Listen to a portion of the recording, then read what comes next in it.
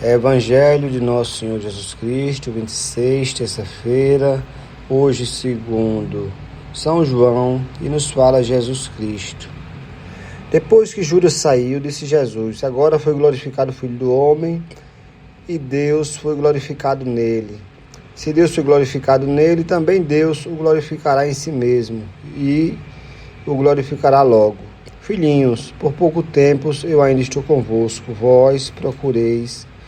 E agora vos digo, como eu disse também aos judeus, para onde eu vou, vós ainda não podereis ir. Simão perguntou: Senhor, para onde vais? Jesus respondeu: para onde eu vou, tu não poderás me seguir, mas seguirás mais tarde. Pedro disse: Senhor, para onde? Por que não posso seguir-te agora? Agora eu daria minha vida por ti. Jesus respondeu: darás a vida por mim, Simão? Em verdade eu vos digo, o galo não cantará antes que tu me negues 3 vezes. Veja, o mistério de para onde Jesus foi após a sua morte. Essa passagemzinha aqui, ele nos deixa algumas vias, mas o mais importante não é nem tanto a gente querer saber para onde Jesus foi após a morte, porque ele deu a palavra dele que para onde ele ia, nós poderíamos ir depois. Ele falou isso quando Pedro perguntou a ele. Agora, será que qualquer um pode ir? Veja, se Jesus veio com a missão de aperfeiçoar-nos, de nos trazer o bom entendimento das coisas de Deus, logo para que nós possamos chegar até lá, precisamos estar de acordo a esse aperfeiçoamento, essas coisas que ele veio nos ensinar. Teremos por nós, quando a gente convida alguém para nossa casa,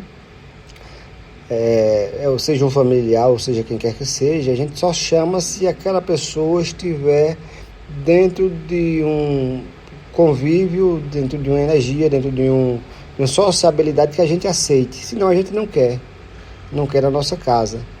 Portanto, Deus nos chama para a sua casa de volta, nos chama de volta para casa. E nos manda Jesus para nos instruir o caminho. Mas aí depende de cada um de nós querermos ou não voltar para casa e nos libertarmos desse aprisionamento que é essa vida passageira de 80, 100 anos e darmos a liberdade que nós precisamos num universo tão grande.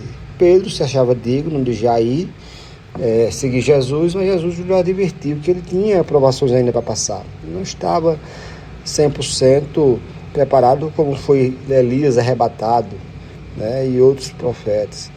E ele até disse: olha, Pedro, tu vai me negar 3 vezes hoje antes que o galo cante. Foi justamente o que aconteceu no momento que Jesus foi preso para ser crucificado. Mas a maior mensagem que esse evangelho traz é que Jesus cumpriu a sua missão. E ele cumpriu feliz, apesar de todo o sofrimento, porque ele trouxe o seu próprio exemplo para que a humanidade soubesse que a corrupção do mundo não chegou a atingir a ele. Ele poderia ter se vendido ou se rendido para os reis da terra, que se achavam todos poderosos, e assim não fez. Ele poderia ter se rendido ao próprio diabo e ter governado tudo, e ele também não fez. Preferiu mostrar que, já que ele não conseguiu vencer por a nossa própria consciência, se nós tivéssemos tido consciência do que Jesus nos ensinou, do amor que ele nos ensinou por Deus em primeiro lugar, pelo próximo, como a nós mesmos. E logo, se eu amo o Filho, a criação de Deus, que sou eu e que é o próximo, eu estou amando a Deus, então se torna um amor só. Se aquela população naquela época tivesse tido essa consciência, possivelmente não teria sido necessário a morte e crucificação de Jesus Cristo. Mas a nossa dureza de coração só passou a acreditar depois que houve a morte, que houve os estrondos, que foi reconhecido os milagres, que foi reconhecido as curas. E está aí hoje o nome, 2000 anos depois, que é falado em todas as partes.